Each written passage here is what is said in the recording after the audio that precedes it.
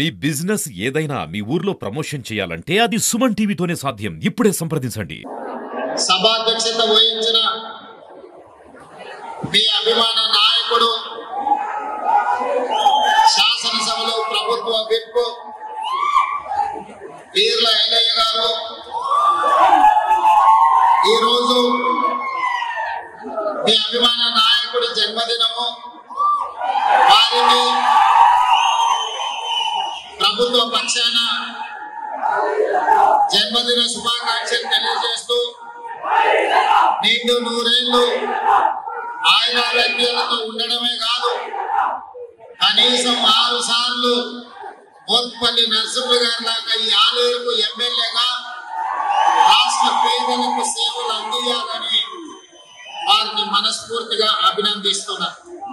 మిత్రులారా, ఈ రోజు ఈ కార్యక్రమానికి నాతో పాటు ముఖ్య అతిథులుగా శాసన మండలి చైర్మన్ గుత్తా సుఖేందర్ రెడ్డి గారిని, జిల్లా ఇన్ఛార్జ్ మంత్రివర్యులు తుమ్మల నాగేశ్వరరావు గారిని, అదేవిధంగా ఈనాడు అభివృద్ధి కార్యక్రమంలో క్రియాశీలక పాత్ర పోషిస్తున్న మిత్రులు పెద్దలు ఉత్తమ్ కుమార్ రెడ్డి గారిని, అదేవిధంగా ఈ ప్రాంతంలో శాసనసభ్యుడిగా, పార్లమెంట్ సభ్యుడిగా, తెలంగాణ ఉద్యమకారుడిగా పనిచేసి రాష్ట్రాన్ని సాధించడంలో క్రియాశీలక పాత్ర పోషించిన మిత్రులు పెద్దలు కోమటిరెడ్డి వెంకటరెడ్డి గారు, అదేవిధంగా మా సోదరుడు మహబూబ్ నగర్ జిల్లా ఇన్ఛార్జి మంత్రివర్యులు దామోదర్ రాజ నరసింహ గారు, రెడ్డి గారు, మందుల శామ్యుల్ గారు, మిత్రులు వేముల వీరేశం గారు, అదేవిధంగా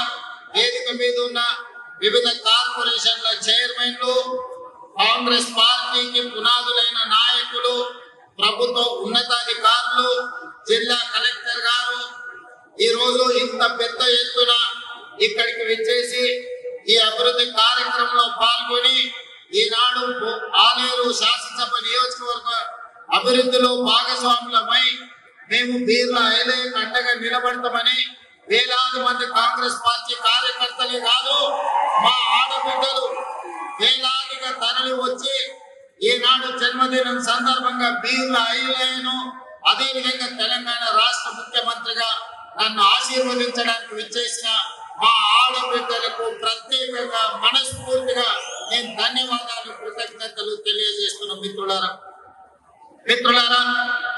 మీకందరికీ తెలుసు యాదగిరిగుట్ట లక్ష్మీ నరసింహస్వామి శక్తి ఏందో, వారి మహత్యం ఏందో. ఆనాడు యాదగిరిగుట్ట లక్ష్మీ నరసింహస్వామి ఆశీర్వాదంతో తెలంగాణ రాష్ట్రంలో ఎన్నికలకు మేము వెళ్ళి ఖచ్చితంగా ఈసారి తెలంగాణ రాష్ట్రంలో ప్రజా ప్రభుత్వాన్ని ఏర్పాటు చేసి ప్రజలకు మేలు జరిగే విధంగా సంక్షేమ కార్యక్రమాలతో పాటు తెలంగాణ రాష్ట్రాన్ని అభివృద్ధి పదం వైపు నడిపిస్తామని చెప్పినాం. ఇదే కాదు, ఆనాడు ఎన్నికల సందర్భంగా నేను ఒక మాట చెప్పిన, మన గ్రామాన తండాలలో, ఊడాలలో, మారుమూల పల్లెల్లో పేదలు భక్తిగా పిలుచుకునే పేరు యాదగిరిగుట్ట లక్ష్మీ నరసింహస్వామి. కానీ ఆనాడు ఆయనకు ఏం ఆలోచన వచ్చిందో, తరతరాలుగా మన తాతలు ముత్తాతలు యాదగిరిగుట్ట అని పిలుచుకుంటే దాన్ని వారు వచ్చి యాదాద్రి అని చెప్పి పేరు మార్చింది. కానీ ఆనాడు ఎన్నికల సందర్భంగా నేను చెప్పిన, మళ్ళీ ఇందిరమ్మ రాజ్యం వస్తుంది, యాదాద్రి కాస్త యాదగిరి గుట్ట అవుతుంది, గుట్ట మీద నిద్రపోయి భక్తుల కోరికలు తీర్చుకునే విధంగా గుట్టను తీర్చిదిద్దుతామని చెప్పినాం. ఆనాడు గుట్ట మీదకి ఆటోలు పోవద్దు, గుట్ట మీద పేద భక్తులు ఎవరు నిద్ర పోవద్దు అని చెప్పి ఆనాటి ప్రభుత్వం నిషేధాన్ని ఈ రోజు విధించింది. కానీ మన ప్రభుత్వం వచ్చిన వెంబడి కోమటిరెడ్డి వెంకటరెడ్డి గారు, వీర్ల ఐలయ్య గారు వచ్చి, అన్న ఈ పేరు మారవాలి, గుట్ట మీద భక్తులు నిద్రపోయేటట్టు చెయ్యాలి, గుట్ట కింద ఉండే ఆటోలు గుట్ట మీదకి పోయేటట్టు చెయ్యాలి అని అంటే యాదగిరి గుట్టకు అవసరమైన మార్పులు చేర్పులు అన్నీ తీసుకొచ్చి భక్తుల ఆకాంక్ష మేరకు ఈ రోజు మనం కార్యక్రమాలు చేపట్టాం. దేవుడిని వివాదాలకు, రాజకీయాలకు లాగదలుచుకోలేదు, కానీ ఊరికే పోయిందా? యాదగిరిగుట్ట లక్ష్మీ నరసింహస్వామి దగ్గర జరిగిన అపచారానికి మూల్యం చెల్లించలేదా? మన ప్రభుత్వం ఏర్పడిన నాడే కొత్త ఊర్లో పడి మాకెళ్ళి తిరగలేదా మీకు తెలియదా? చేసిన పాపాలు ఎక్కడికి మన ఎంబడే వస్తూనే ఉంటాయి నీడలాగా. ఇవాళ పాపాలు చేసింది కాబట్టి మీ పరిస్థితి అట్లయింది. నేనంటలే నీ మాట, ఆ పార్టీ నాయకురాలే అన్నారు. ఏమన్నారు మిత్రులారా? మా పార్టీలో దయ్యాలు చేయండి.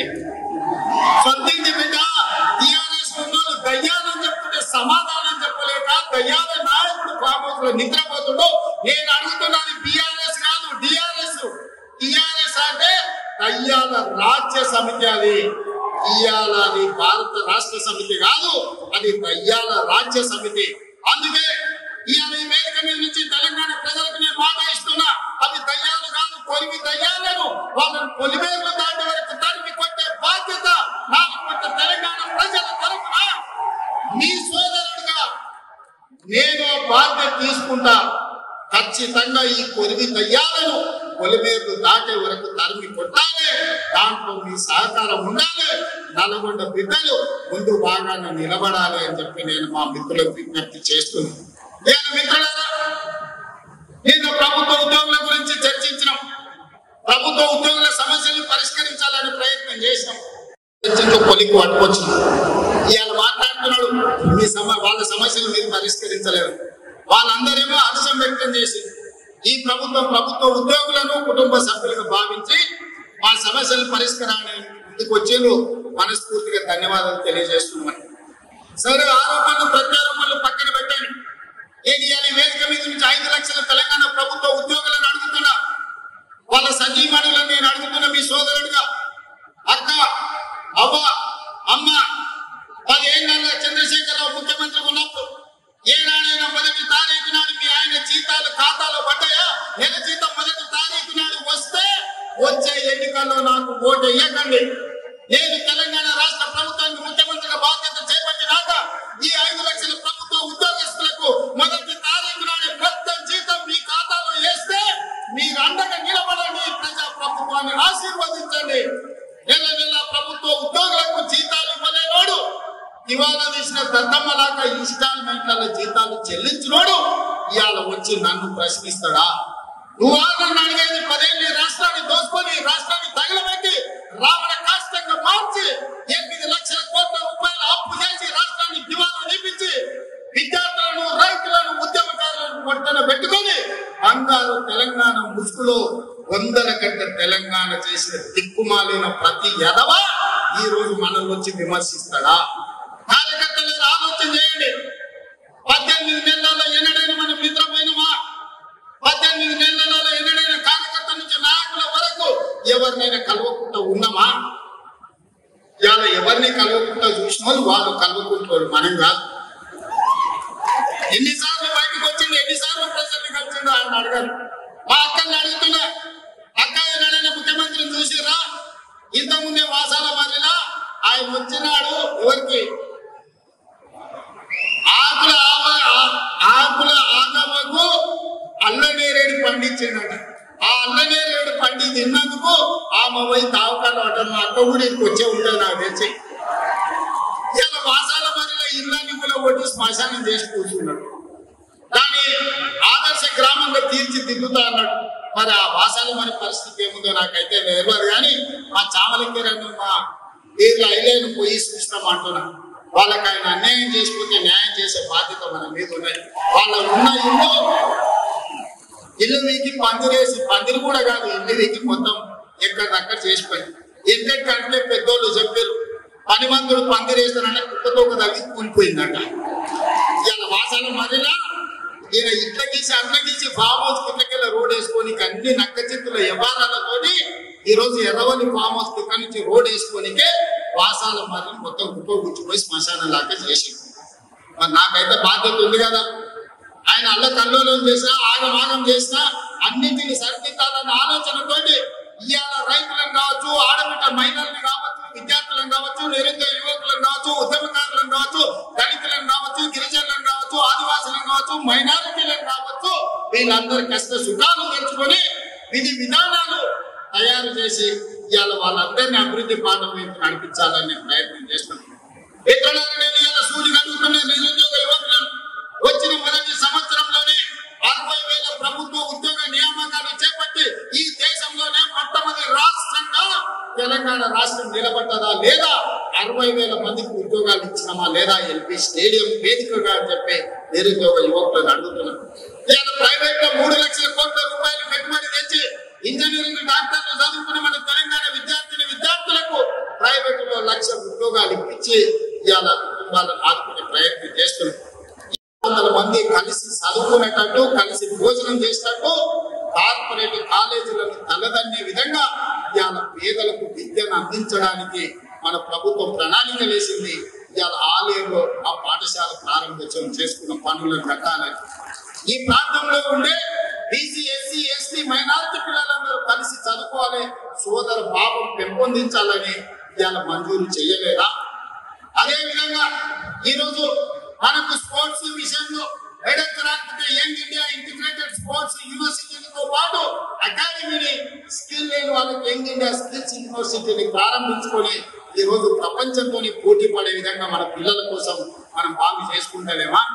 ఇవాళ మెడికల్ కాలేజీ ప్రాంతానికి ఇచ్చిన మాట వాస్తవం కాదా సోదరులారా? గండమల్ల ప్రాజెక్టు వాళ్ళు పడావు పెట్టుకుంటే ఆ గ్రామాలు మునుగుతూనే, రైతులు బీర్లు ఐలేని తీసుకొని వచ్చి మాట్లాడితే గ్రామాలు మునగకుండా ఆ ప్రాజెక్టును పూర్తి చేయడానికి ఈరోజు ప్రణాళిక వేసుకున్న మాట దాదాపుగా 600 కోట్ల రూపాయలు మంజూరు చేసింది. నిజం కాదా?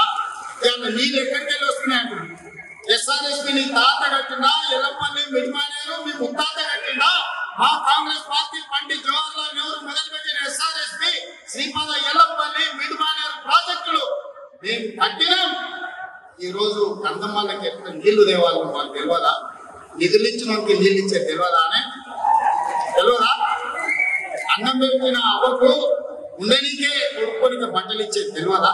ఇవాళ ఇందిరమ్మ ఈ రోజు ఏ గ్రామానికైనా వెళ్తాం, ఏ సూడిగా సవాలు విసురుతున్నా, పేదోడు ఉంటున్న ఇల్లు ఇందిరమ్మ ఇల్లు కదా, పేదోడు కట్టుకునే ఇళ్ళ పట్టా ఇందిరమ్మ ఇళ్ళ పట్టా కదా, పేదోడు దుక్కి దున్నుకుంటున్న భూమి అసైన్మెంట్ పట్టాల పేరు మీద బీసీలకు, ఎస్సీలకు, ఎస్టీలకు లక్షల ఎకరాల పంపకాలు చేసింది ఇందిరమ్మ కాదా? ఆ ఇందిరమ్మ మా అమ్మ కాదా? మా కాంగ్రెస్ పార్టీ తల్లి కాదా ఇందిరమ్మ? ఆమె నాయకత్వంలో పనిచేసే మేము ఇవాళ ఈ ప్రాంతాన్ని అభివృద్ధి చెయ్యాలని మేము ముందుకు వస్తే కడుపు మండి విషం చెప్పుకున్నారు ఈ రోజు రైతుల మీద. అందుకే మిత్రులారా, మీరందరూ ఆలోచన చేయండి. ఈ ప్రభుత్వం మీ ప్రభుత్వం, ఈ ప్రభుత్వం మన ప్రభుత్వం, ఈ ప్రభుత్వం పేదల ప్రభుత్వం, ఈ ప్రభుత్వంలో దళితులు, గిరిజనులు, ఆదివాసులు తలెత్తుకునే ప్రభుత్వం. అందుకే 1931లో బ్రిటిష్ వాళ్ళు కులగణన చేస్తే 100 ఏళ్ళలో ఎవరు చేయలేకపోయిన, ఎవరు ధైర్యం చేయలే ముట్టుకోనికే.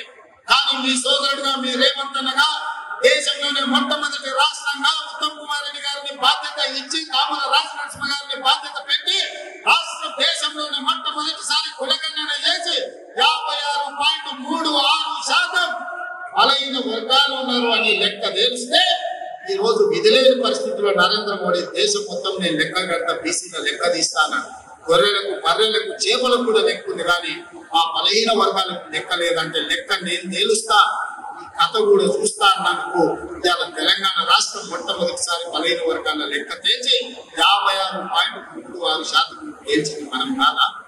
ఈ బలహీన వర్గాల పట్ల ప్రేమ లేకపోతే వాళ్ళ లెక్క తేల్చే బాధ్యత ఎందుకు తీసుకుంటాం? ఈ రోజు 42% రిజర్వేషన్ విద్య, ఉద్యోగంలోనే కాదు స్థానిక సంస్థలలో కూడా మీకు 42% రిజర్వేషన్ ఇవ్వాలని చట్టం చేసింది మనం కాదా? అదే విధంగా $1 ట్రిలియన్ ఎకానమీగా మార్చి ప్రపంచానికి ఆదర్శంగా నిలబడి బెంగళూరు, చెన్నై, ముంబై, ఢిల్లీతో కాదు న్యూయార్క్, టోక్యో, జపాన్ దేశాలతో పోటీ పడే విధంగా తెలంగాణ రాష్ట్రాన్ని అభివృద్ధి పదం వైపు నడిపించే శక్తిని మీరు ఇవ్వండి మిత్రులారా. మీరు ఇచ్చే శక్తితోని మూసీ నది ప్రక్షాళన చేస్తా, రీజనల్ రింగ్ రోడ్డు నిర్మిస్తా, భారత్ ఫ్యూచర్ సిటీని ప్రపంచానికి ఒక గొప్ప నగరంగా అందిస్తా. ఈ రోజు బలహీన వర్గాల పిల్లలు డాక్టర్లు, లాయర్లు, ఇంజనీర్లుగా, ఐపీఎస్లుగా రాణించి ఈ దేశ పునర్నిర్మాణంలోనే మీరు భాగస్వాములుగా ఉండాలి, మీకు బాధ్యత ఉండాలి అనే విధంగా తీర్చిదిద్దే విధంగా నేను ప్రయత్నం చేస్తాను మిత్రులారా. అందుకే ఇవాళ మిమ్మల్ని అందరిని అడగదలుచుకున్నాను. లక్ష్మీ నరసింహ స్వామి కాళ్ళ దగ్గర ఈరోజు మనందరం కూర్చున్నాం. ఆ స్వామి సాక్షిగా అభివృద్ధి చేసే శక్తిని ఇవ్వండి. ఈ తెలంగాణ రాష్ట్రాన్ని, ఆగమైన తెలంగాణను మనం పునర్నిర్మించుకుందాం. ఇవాళ ఒక నోటీస్ ఇస్తేనే ఆయన ఆగమాగం అవుతున్నాడు. నెలల కొద్ది జైల్లో గడిపి మేమేమనుకోవాలి? నువ్వు దేవుడువా? నువ్వు మనిషివే కదా. ఆనాడు ప్రధానమంత్రిగా పనిచేసిన పివి నరసింహారావు ఒక సెషన్ మేజిస్ట్రేట్ ముందర పోయి చేతులు కట్టుకొని నిలబడ్డారు కోర్టు నోటీస్ ఇస్తే. నీకు ఎందుకయ్యా అంత బల్పు? మీరు చేసిన తప్పులకి కమిషన్ నోటీస్ ఇచ్చింది, జవాబు చెప్పాల్సింది పోయి ఎదురుదాడి మా మీద చేస్తుంది. నువ్వు మా మీద దాడి చేసుడు కాదు, ఇది కాళేశ్వరం కమిషన్ కాంగ్రెస్ కమిషన్ అడుగుడు కాదు. నీ పార్టీలో ఉన్న దయ్యాల గురించి నీ బిడ్డనే చెప్పింది కదా. ఆ దయ్యాలు కొన్ని దయ్యాలు ఎవరో తెలంగాణ ప్రజలు ఎంత పట్టి పీడిస్తుందో ఇవాళ నీ బిడ్డ అడిగిన ప్రశ్నకు సమాధానం చెప్పమని బీఆర్ఎస్ నాయకులను అడుగుతున్నా. ఇప్పటి నుంచి అది దయ్యాల రాజ్య సమితి తప్ప అది భారత రాష్ట్ర సమితి కాదు. అది దయ్యాల పార్టీ అని మన కార్యకర్తలు ఊరూరని చెప్పాలి. ఎవరు కనిపించిన ఒకటే దయ్యాలు వచ్చినాయమ్మయ్య వాళ్ళ పేరు పెట్టి పిలువతారు ఎక్కడ కూడా. దానికి సార్ దయ్యాలు వస్తున్నాయని ప్రజలకు చెప్పండి. ఎందుకంటే ఆ దయ్యాలతో ఉన్న ప్రమాదం తెలంగాణ ప్రజలకు తెలియాల్సిన అవసరం ఉన్నది. అందుకే మిత్రులారా, వాళ్ళు ఒక్కసారి చెప్తున్నారు, వాళ్ళసారి గెలవడానికి ఆలయం అభివృద్ధి చేయడానికి మీ సోదరుడికి ఏం సమస్య, ఏం మీకు కావాలో పరిష్కారం కావాలో, ఏం అండగా నిలబడాలో మీరు చెప్పండి. అన్ని పనులు చేసి పెట్టే బాధ్యత నాది. ఎందుకంటే ఆలయంలో ప్రజలు మంచోళ్ళు, కొంచెం నాయకుడు అక్కడిక్కడ ఉన్నా మీ అభివృద్ధి చేసే బాధ్యత నాది. అమాయకుడైన పేరు ఐలయ్య ఆయన అడిగిన పదవి పిక్కు పదవి నేను ఇచ్చిన పిలిచి. ఎందుకంటే బలైన వర్గాల నుంచి ఆ వెనకాల కూర్చుంటే ఒక బీర్ల ఐలయ్య ఉండాలి, ఒక ఆది శ్రీనివాస్ ఉండాలి, ఒక అర్జున్ లక్ష్మణ్ ఉండాలి, ఒక రామచంద్ర నాయక్ ఉండాలి. బలైన వర్గాలు నా వెనకాల కూర్చుంటే సభకు నిండుదనం వస్తుందని వాళ్ళందరినీ విప్పులుగా వేసి ఈ రోజు మీ ప్రాతినిధ్యాన్ని పెంచే ప్రయత్నం చేస్తున్నాము. రాహుల్ గాంధీ గారి లక్ష్యం నెరవేర్చడమే నా బాధ్యత అని తెలియజేస్తూ, ఇంతసేపు అయినా ఓపిక ఉన్న మా సోదరులందరికీ నిండు మనసుతో ఆశీర్వదించడానికి ఇక్కడికి విచ్చేసిన ఆలయ ప్రజలందరికీ కూడా మనస్ఫూర్తిగా అభినందన తెలియజేస్తున్నాను.